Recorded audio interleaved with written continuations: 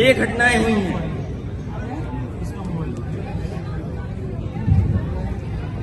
ये सब इसलिए हो रहा है क्योंकि आज सामंतवादी और प्रभुत्ववादी उनको पता है कि उनकी सरकार है और अगर इस तरह का काम करेंगे तो उन पर कोई कार्रवाई नहीं होगी।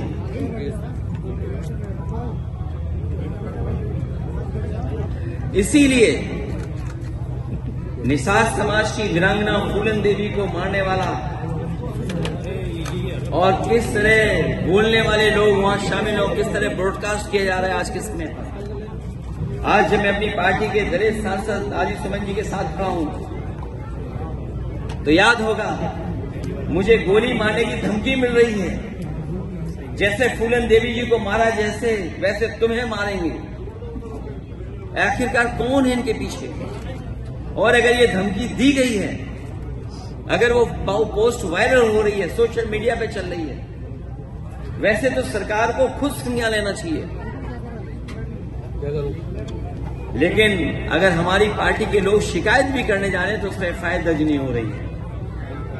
बीजेपी के लोग कुछ भी लिख सकते हैं, उस पर उन पे एफआईआर नहीं होगी, कड़ी कार्रवाई नहीं होगी।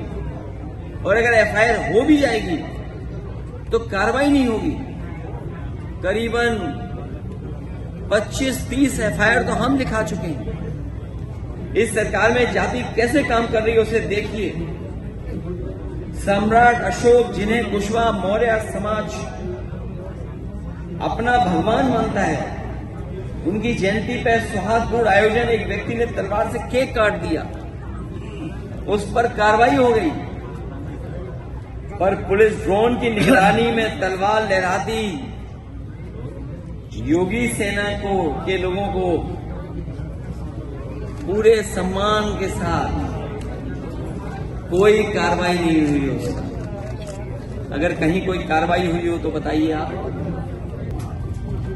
और मैं इसलिए कहता हूं कि सरकार पिछड़े दलितों और अल्पसंख्यकों को डराना चाहती है। कई मौकों पर हम लोगों ने घटनाओं में देखा है, उनके काम करने के तरीके को देखा है, क्योंकि वो जानते हैं कि पीडीए की ताकत 2027 में सपा को साथ दे रही है। सपा के साथ खड़े हैं पीडीए के लोग। उसे डराएं धमकाएं, और वो डराना धमकाना हम लोगों ने देखा था। अभी जो बाई इलेक्शन हुआ था उसमें किस तरीके से डराया धमकाया गया था, उन्हें वोट तक नहीं डालने दिया गया था। ये बड़ी साजिश थी। और मैं कुछ उदाहरण हाल के ही देना चाहता हूं, मैं पुराने उदाहरण कोई नहीं देना चाहता हूं। किस तरीके के सरकार का व्यवहार है डराने का, मैं वही उदाहरण कुछ देना चाहता हूं। हालांकि कुछ बातें जो घटनाएं हैं उसमें कुछ मिलकर के कुछ और फैसले हुए हैं, लेकिन जो घटनाएं हम लोगों ने देखी और हाल में हुई हैं, इलाहाबाद में एक दलित को जला के मार दिया गया क्योंकि उसने जाति विशेष के लोगों के गेहूं काटने से मना कर दिया।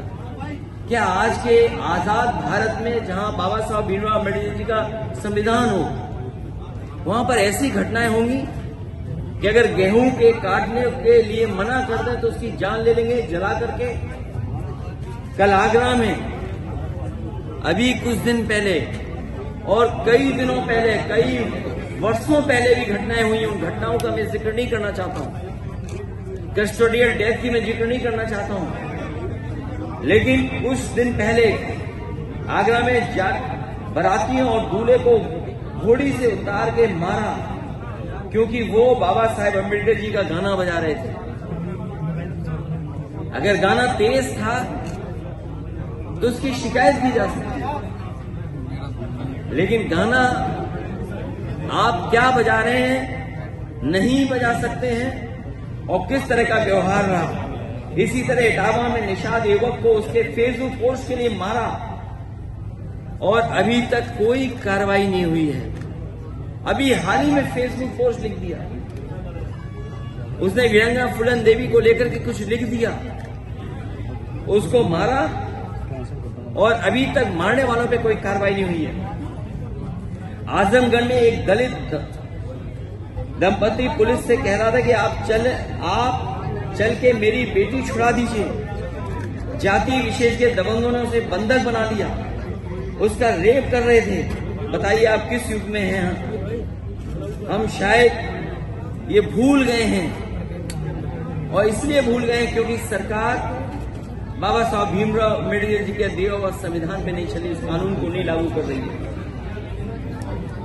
जौनपुर में एक नफरती बाबा साहिब की शोभा यात्रा के दिन उनके झंडे को पैरों तले रौंद रहा था। हमसे जुड़े रहने के लिए हमारे YouTube चैनल को सब्सक्राइब करें और नई वीडियो की नोटिफिकेशन के लिए बेल आइकॉन को दबाएं। अगर आप ये वीडियो Facebook पर देख रहे हैं तो लाइक जरूर करें और ज्यादा से ज्यादा शेयर करें। धन्यवाद।